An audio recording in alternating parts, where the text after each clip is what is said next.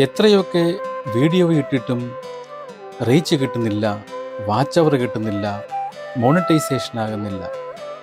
ഇതെല്ലാം പലരുടെയും, അതായത് ഒരു യൂട്യൂബ് തുടങ്ങി മോണിറ്റൈസ് ആകുന്നത് വരെയുള്ള എല്ലാ കടമ്പകളും കടന്നു വരുന്ന ഒരു ക്രിയേറ്ററിൻ്റെ പ്രശ്നങ്ങളാണ്. ഈ പ്രശ്നങ്ങൾ എങ്ങനെ പരിഹരിക്കാം എന്നതാണ് ഇന്നത്തെ വീഡിയോയിലൂടെ പറയുന്നത്. അതായത് യൂട്യൂബ് ചാനലിൽ റീച്ച്, വാച്ച് അവർ, മോണിറ്റൈസേഷൻ എന്നിവ നേടാനുള്ള വിദഗ്ധ മാർഗങ്ങളെക്കുറിച്ച് ആരായുകയാണ് ഈ വീഡിയോയിലൂടെ. ഒരു യൂട്യൂബ് കണ്ടന്റ് ക്രിയേറ്റർ എന്ന നിലയിൽ നിങ്ങൾ നേരിടുന്ന വെല്ലുവിളികൾ, പ്രത്യേകിച്ചും വളരെയധികം വീഡിയോകൾ പ്രസിദ്ധീകരിച്ചിട്ടും റീച്ചും വാച്ച് അവറും കുറയുന്ന സാഹചര്യം തികച്ചും മനസ്സിലാക്കാവുന്നതാണ്. ഈ വീഡിയോ നിങ്ങളുടെ പ്രശ്നങ്ങളെ ആഴത്തിൽ വിശകലനം ചെയ്യുകയും അവ പരിഹരിക്കാനുള്ള പ്രായോഗികവും ശാസ്ത്രീയവുമായ മാർഗങ്ങൾ നൽകുകയും ചെയ്യുകയാണ് ചെയ്യുന്നത്.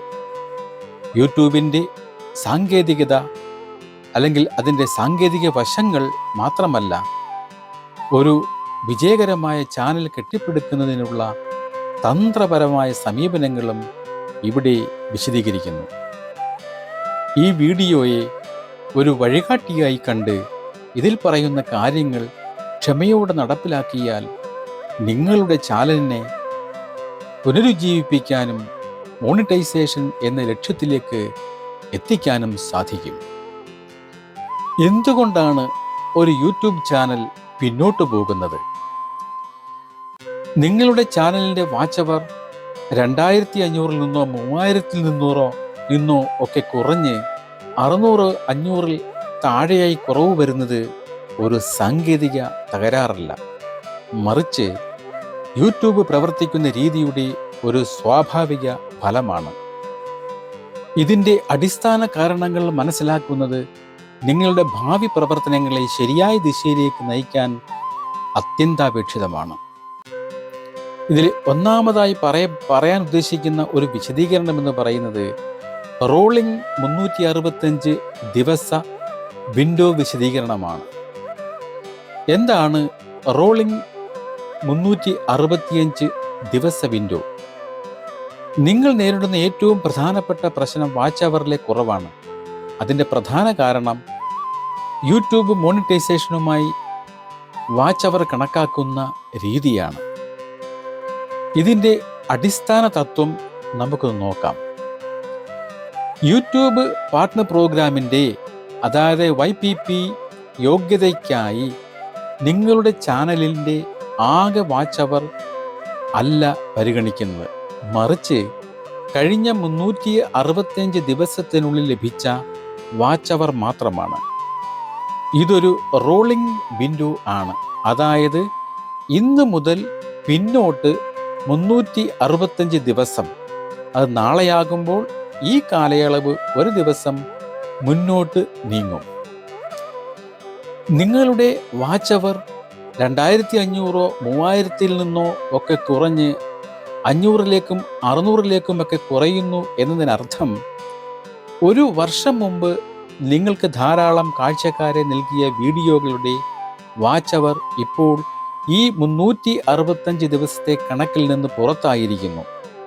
അതേസമയം കഴിഞ്ഞ ഒരു വർഷത്തിനുള്ളിൽ നിങ്ങൾ അപ്ലോഡ് ചെയ്ത 250-300 വീഡിയോകൾക്ക് പഴയ വീഡിയോയ്ക്ക് ലഭിച്ച അത്രയും വാച്ച് അവർ നേടാൻ സാധിച്ചിട്ടില്ല. പഴയ മണിക്കൂറുകൾ നഷ്ടപ്പെടുകയും പുതിയ മണിക്കൂറുകൾ ആവശ്യത്തിന് ലഭിക്കാതെ വരികയും ചെയ്യുമ്പോൾ ആകെ വാച്ച് അവറിൽ വലിയ കുറവ് സംഭവിക്കുന്നു. ഇത് സൂചിപ്പിക്കുന്നത് നിങ്ങളുടെ നിലവിലെ കണ്ടന്റ് സ്ട്രാറ്റജിക്ക് പുതിയ പ്രേക്ഷകരെ ആകർഷിച്ച് അവരെ കൊണ്ട് വീഡിയോകൾ മുഴുവനായി കാണിക്കാൻ സാധിക്കുന്നില്ല എന്നതാണ്. പ്രശ്നം പഴയ വാച്ച് അവർ നഷ്ടപ്പെടുന്നതല്ല, മറിച്ച് പുതിയ വാച്ച് അവർ ആവശ്യത്തിന് നേടാൻ കഴിയാത്തതാണ്. ഇനി മോണിറ്റൈസേഷൻ്റെ യോഗ്യത എന്താണെന്ന് നോക്കാം. ഈ മോണിറ്റൈസേഷന് എന്തെല്ലാം കണക്കിൽപ്പെടും? അല്ലെങ്കിൽ എന്തെല്ലാം കണക്കിൽ പെടില്ല. വാച്ച് അവർ വർദ്ധിപ്പിക്കാൻ ശ്രമിക്കുമ്പോൾ ഏതെല്ലാം തരം കാഴ്ചകളാണ് മോണിറ്റൈസേഷനുമായുള്ള അല്ലെങ്കിൽ മോണിറ്റൈസേഷനുള്ള 4000 മണിക്കൂറിലേക്ക് കണക്കാക്കുന്നത് എന്ന് വ്യക്തമായി അറിയണം. പല ക്രിയേറ്റർമാർക്കും ഇവിടെയാണ് തെറ്റുപറ്റുന്നത്. മോണിറ്റൈസേഷനായുള്ള വാച്ച് അവറിലേക്ക് പബ്ലിക്കായി പോസ്റ്റ് ചെയ്ത സാധാരണ ദൈർഘ്യമുള്ള വീഡിയോകൾ, അതായത് ലോങ് ഫോം വീഡിയോസിൽ നിന്നുള്ള കാഴ്ചകൾ മാത്രമേ കണക്കാക്കുകയുള്ളൂ. ഇനി കണക്കിൽ പെടാത്തവ എന്താണെന്ന് നോക്കാം. ഈ പറയുന്ന കാര്യങ്ങളിൽ നിന്നും വാച്ച് അവർ 4000 മണിക്കൂർ എന്ന ലക്ഷ്യത്തിലേക്ക് പരിഗണിക്കില്ല. ഇത് വളരെ ശ്രദ്ധിക്കേണ്ട കാര്യം തന്നെയാണ്.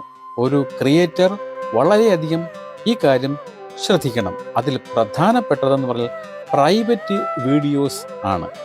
അതായത് വീഡിയോ അപ്ലോഡ് ചെയ്യുമ്പോൾ പ്രൈവറ്റായി ഇടുന്ന വീഡിയോകളുടെ വാച്ച് അവർ പരിഗണിക്കുകയില്ല. രണ്ടാമത്തേത് എന്ന് പറയുന്നത് അൺലിസ്റ്റഡ് വീഡിയോകൾ ആണ്.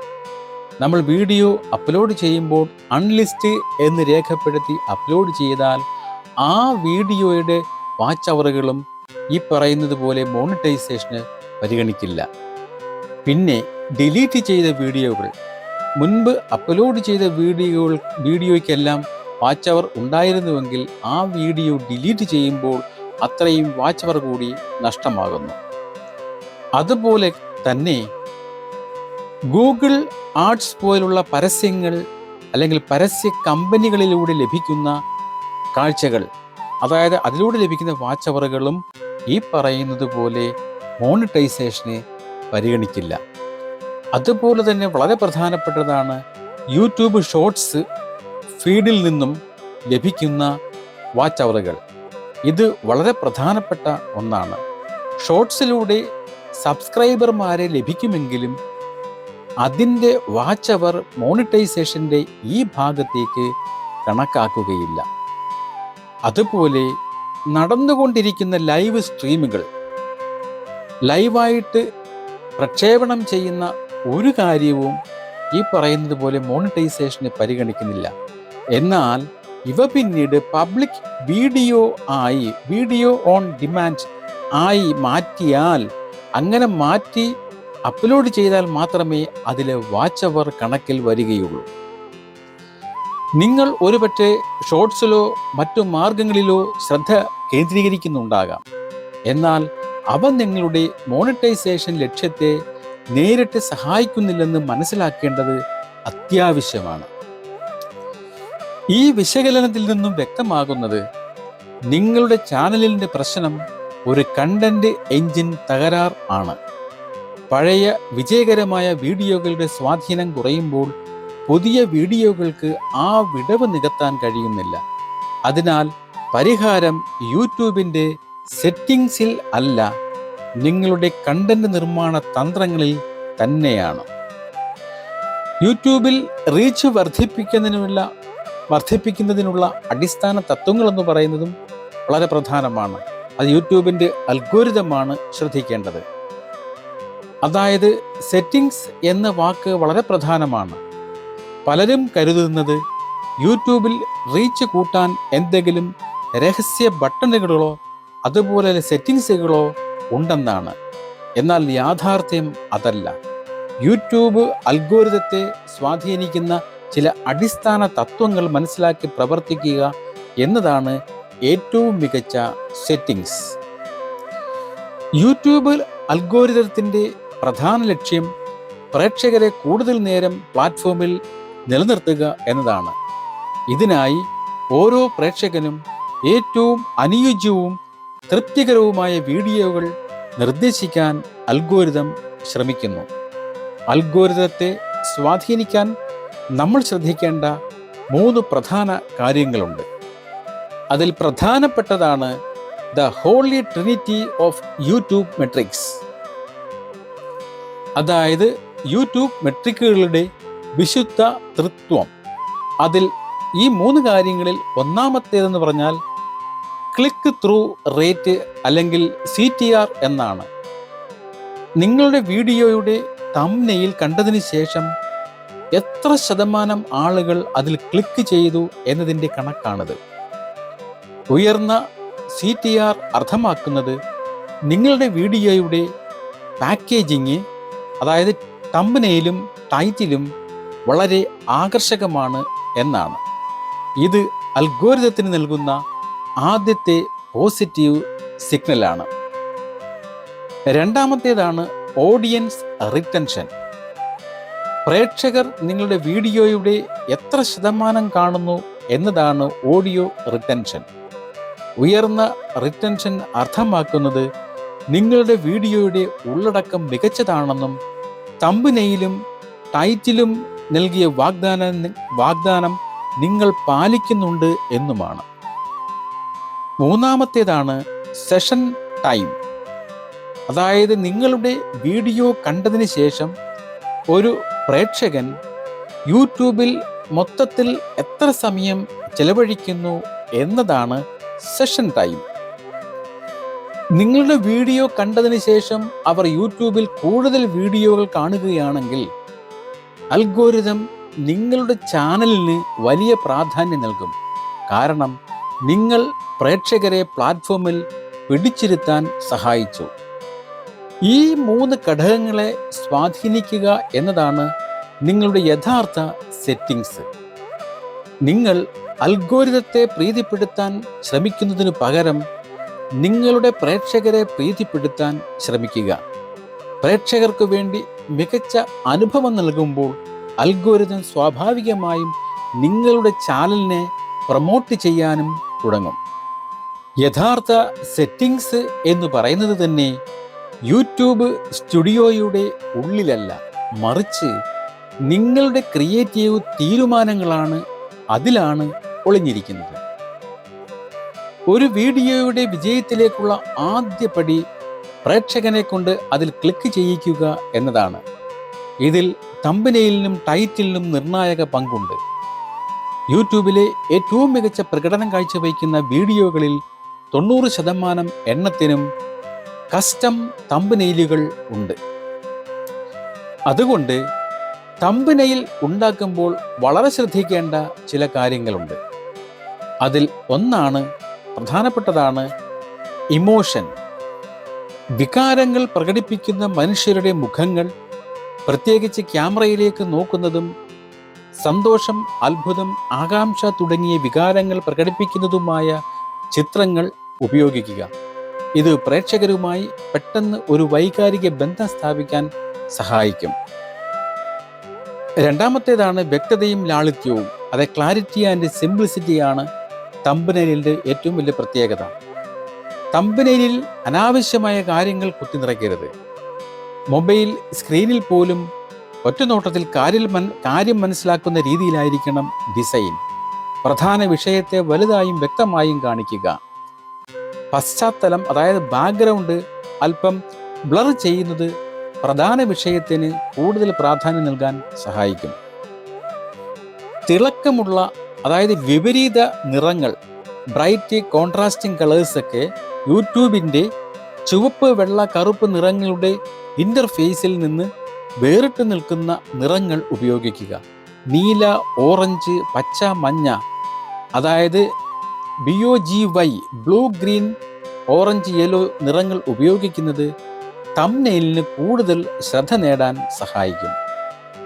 അതുപോലെ തന്നെ വലിയ അക്ഷരങ്ങളിൽ കുറഞ്ഞ വാക്കുകൾ, 3 മുതൽ 5 വരെ വാക്കുകൾ മാത്രം, അതും വലുതും വ്യക്തമായ അക്ഷരങ്ങളിൽ നൽകുക. ഈ വാക്കുകൾ വീഡിയോയുടെ ഉള്ളടക്കത്തെക്കുറിച്ച് ആകാംക്ഷ ജനിപ്പിക്കുന്നതായിരിക്കണം. ടൈറ്റിൽ അതേപടി പകർത്തി വയ്ക്കരുത്. വീഡിയോയുടെ ദൈർഘ്യം കാണിക്കുന്ന ടൈം സ്റ്റാമ്പ് വരുന്ന വലത്ത് താഴെ മൂലയിൽ ടെക്സ്റ്റ് വരാതെ ശ്രദ്ധിക്കുക. അതുപോലെ യൂട്യൂബിൽ വീഡിയോയിൽ ശ്രദ്ധിക്കേണ്ട വളരെ പ്രധാനപ്പെട്ട ഒന്നാണ് ഉയർന്ന CTR ഉള്ള ടൈറ്റിലുകൾ നിർമ്മിക്കുന്നത്. എങ്ങനെയാണ് ഈ ടൈറ്റിലുകൾ നിർമ്മിക്കുന്നത് എന്ന് നോക്കാം. അതായത് ഉയർന്ന CTR ഉള്ള ടൈറ്റിലുകൾ എങ്ങനെ നിർമ്മിക്കാം. അതിൻ്റെ ശ്രദ്ധിക്കേണ്ട കാര്യമെന്ന് പറയുന്നത് ദൈർഘ്യം കുറയ്ക്കുക എന്നതാണ്. ടൈറ്റിലുകൾ ഏകദേശം 60 അക്ഷരങ്ങളെ താഴെ നിർത്താൻ ശ്രമിക്കുക. നീളം കൂടിയ ടൈറ്റിലുകൾ സെർച്ച് റിസൾട്ടുകളിൽ പൂർണ്ണമായി കാണിക്കില്ല. അതേപോലെ കീവേഡ് ആദ്യം വരണം. നിങ്ങളുടെ പ്രധാനപ്പെട്ട കീവേഡുകളെല്ലാം തന്നെ ടൈറ്റിലിൻ്റെ തുടക്കത്തിൽ തന്നെ ഉൾപ്പെടുത്താൻ ശ്രമിക്കണം. അതുപോലെ ടൈറ്റിലിൽ നമ്പറുകൾ അല്ലെങ്കിൽ ബ്രാക്കറ്റുകൾ ഉപയോഗിക്കുന്നത് ക്ലിക്കുകൾ വർദ്ധിപ്പിക്കാൻ സഹായിക്കുമെന്ന് പഠനങ്ങൾ കാണിക്കുന്നു. അതുപോലെ വളരെ പ്രധാനപ്പെട്ടതാണ് ആകാംക്ഷ ജനിപ്പിക്കുക എന്നതാണ്. ടൈറ്റിൽ ക്ലിക്ക് ബൈറ്റ് ആകാതെ പ്രേക്ഷകരിൽ ആകാംക്ഷ ജനിപ്പിക്കുന്ന രീതിയിൽ ടൈറ്റിൽ ഉണ്ടാക്കിയിരിക്കണം. പ്രൊഫഷണൽ നിലവാരമുള്ള തമ്പനെയിലുകൾ നിർമ്മിക്കാൻ വില കൂടിയ സോഫ്റ്റ്വെയറുകൾ ആവശ്യമില്ല. ക്യാൻവ, അഡോബ് എക്സ്പ്രസ് തുടങ്ങിയ സൗജന്യ ടൂളുകളും നിരവധി മൊബൈൽ ആപ്ലിക്കേഷനുകളും ഇതിനായി ലഭ്യമാണ്. അത് ഉപയോഗിക്കാവുന്നതാണ്. നിങ്ങളുടെ ചാനലിനായി ഒരു ബ്രാൻഡ് കിറ്റ്, അതായത് നിശ്ചിത ലോഗോ, ഫോണ്ടുകൾ, നിറങ്ങൾ ഉണ്ടാക്കുന്നതിന് വീഡിയോകളെ അങ്ങനെ ഉണ്ടാക്കി വയ്ക്കുന്നത് വീഡിയോകളെ പ്രേക്ഷകർക്ക് പെട്ടെന്ന് തിരിച്ചറിയാൻ സഹായിക്കും.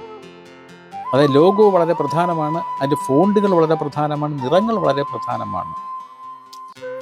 നമ്മൾ ചെയ്തു വച്ചിരിക്കുന്ന അല്ലെങ്കിൽ നിങ്ങൾ ഓരോരുത്തരും ചെയ്തു വച്ചിരിക്കുന്ന വീഡിയോ ശേഖരങ്ങളെല്ലാം തന്നെ ഒരു പരീക്ഷണശാലയായി മാത്രം ഇനി കാണുക. നിങ്ങൾക്ക് ഇപ്പോൾ ചെയ്യാൻ കഴിയുന്ന ഏറ്റവും ഫലപ്രദമായ കാര്യം നിങ്ങളുടെ പഴയ വീഡിയോകളുടെ തമ്പനെയിലുകളും ടൈറ്റിലുകളും മെച്ചപ്പെടുത്തുക എന്നതാണ്.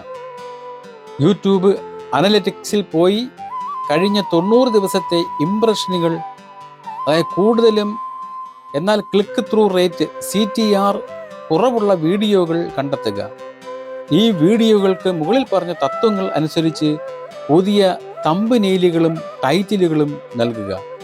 ഇത് പുതിയ വീഡിയോകൾ നിർമ്മിക്കാതെ തന്നെ നിങ്ങളുടെ ചാനലിലേക്ക് പുതിയ കാഴ്ചക്കാരെ കൊണ്ടുവരാൻ സഹായിക്കും. പ്രേക്ഷകർ ക്ലിക്ക് ചെയ്ത് വീഡിയോയിലേക്ക് വന്നാൽ അവരെ അവസാനം വരെ പിടിച്ചിരുത്തുക എന്നതാണ് അടുത്ത വെല്ലുവിളി. ഇവിടെയാണ് നിങ്ങളുടെ ഉള്ളടക്കത്തിൻ്റെ ഗുണമേന്മ പ്രധാനമാകുന്നത്. ഇതിൽ ആദ്യത്തെ 15 സെക്കൻഡ് വളരെ പ്രധാനമാണ്. ഇതിന് ഹുക്ക് മാസ്റ്റർ ചെയ്യുക എന്നതാണ് പറയുക. ഈ 15 സെക്കൻഡ് നേരം പിടിച്ചിരുത്തുന്നതിന് ഹുക്ക് മാസ്റ്റർ ചെയ്യുക എന്നാണ്. ഒരു വീഡിയോയുടെ ആദ്യത്തെ 15 മുതൽ 30 സെക്കൻഡുകൾ നിർണായകമാണ്.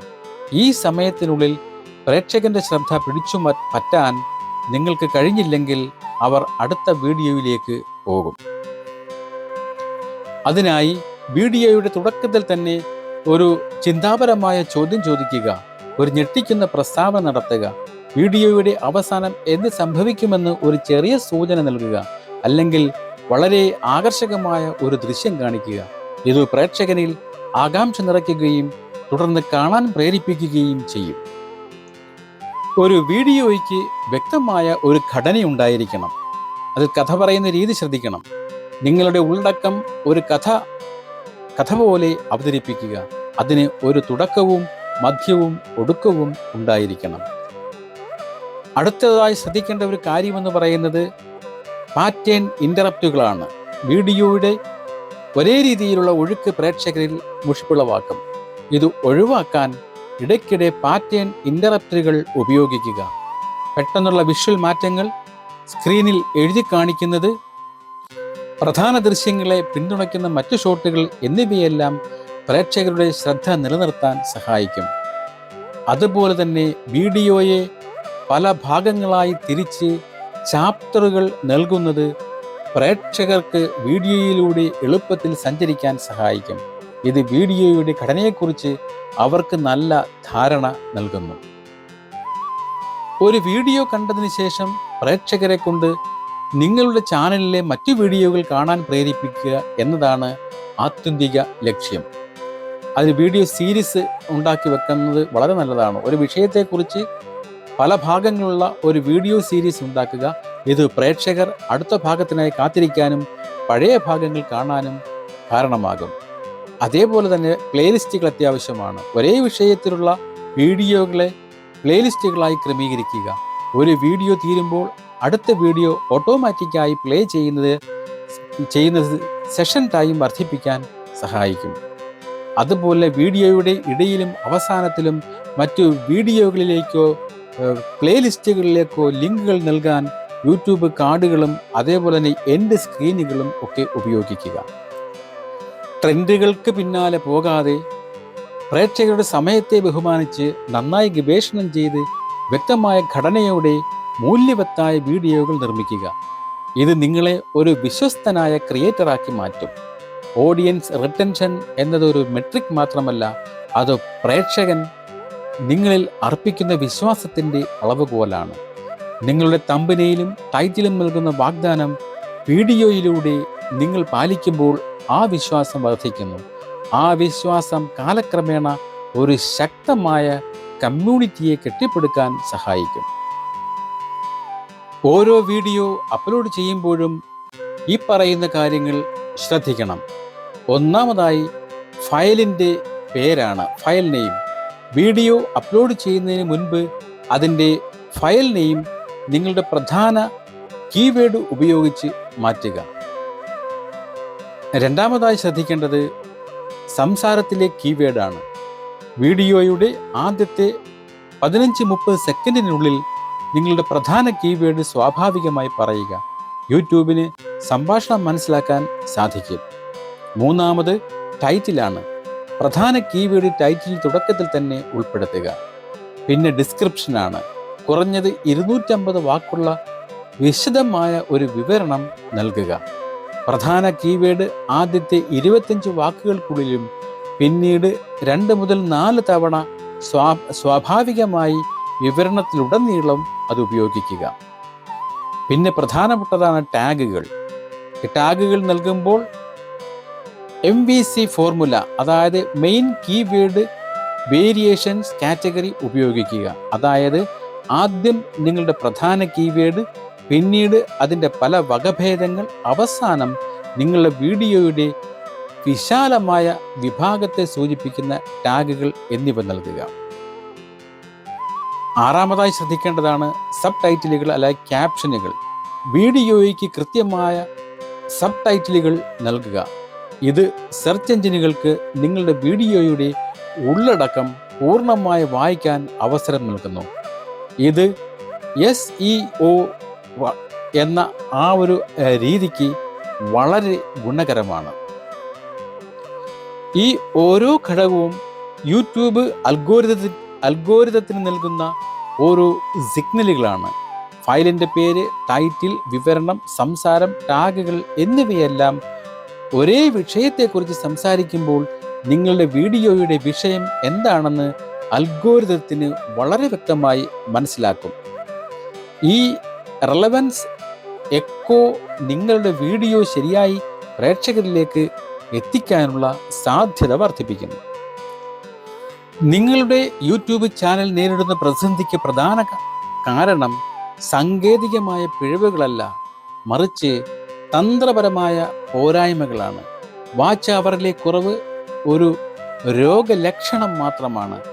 യഥാർത്ഥ രോഗം നിങ്ങളുടെ നിലവിലെ കണ്ടന്റ് സ്ട്രാറ്റജിയുടെ ഫലപ്രാപ്തിയില്ലായ്മയാണ്. അൽഗോരിതത്തെ പ്രീതിപ്പെടുത്താൻ ശ്രമിക്കുന്നതിനു പകരം നിങ്ങളുടെ പ്രേക്ഷകർക്ക് മൂല്യം നൽകുന്നതിൽ ശ്രദ്ധ കേന്ദ്രീകരിക്കുക. മികച്ച തമ്പനെയിലുകൾ, ടൈറ്റിലുകൾ, ഉയർന്ന നിലവാരമുള്ള ഉള്ളടക്കം എന്നിവയിലൂടെ പ്രേക്ഷകരുടെ വിശ്വാസം നേടുക. യൂട്യൂബ് അനലറ്റിക്സിനെ ഒരു ശത്രുവായി കാണാതെ നിങ്ങളുടെ വളർച്ചയെ സഹായിക്കുന്ന ഒരു മിത്രമായി കാണുക. ഡാറ്റയെ അടിസ്ഥാനമാക്കി തീരുമാനങ്ങൾ എടുക്കുകയും ഓരോ വീഡിയോയിൽ നിന്നും പഠിച്ച് അടുത്തതിനെ മെച്ചപ്പെടുത്തുകയും ചെയ്യുക. അതുപോലെ തന്നെ ഷോർട്സ്, ലൈവ്, കമ്മ്യൂണിറ്റി ടാബ് തുടങ്ങിയ യൂട്യൂബിൻ്റെ എല്ലാ ടൂളുകളും ഒരുമിച്ച് ഒരു ഇക്കോസിസ്റ്റമായി ഉപയോഗിച്ച് പ്രേക്ഷകരെ ആകർഷിക്കുകയും അവരെ വിശ്വസ്തരായ കമ്മ്യൂണിറ്റി അംഗങ്ങളാക്കി മാറ്റുകയും ചെയ്യുക. അതുപോലെ യൂട്യൂബിലെ വളർച്ചയെ ഒറ്റ രാത്രി കൊണ്ട് സംഭവിക്കുന്ന ഒന്നല്ല. ധാരാളം വീഡിയോകൾ നിർമ്മിച്ച നിങ്ങളുടെ കഠിനാധ്വാനം വിലപ്പെട്ടതാണ്. ഇപ്പോൾ വേണ്ടത് ശരിയായ ദിശയിലുള്ള പ്രവർത്തനമാണ്. ഈ റിപ്പോർട്ടിലെ അല്ലെങ്കിൽ ഈ വീഡിയോയിലെ തന്ത്രങ്ങൾ ക്ഷമയോടെയും സ്ഥിരോത്സാഹത്തോടെയും നടപ്പാക്കുക. നിങ്ങളുടെ ചാനലിന് തീർച്ചയായും ഒരു തിരിച്ചുവരവ് സാധ്യമാണ്. നിരാശ വെടിഞ്ഞ് പുതിയ അറിവുകളോടെ, പുതിയ തന്ത്രപരമായ സമീപനത്തോടെ മുന്നോട്ടു പോകുക. വിജയം നിങ്ങളെ തേടിയെത്തും.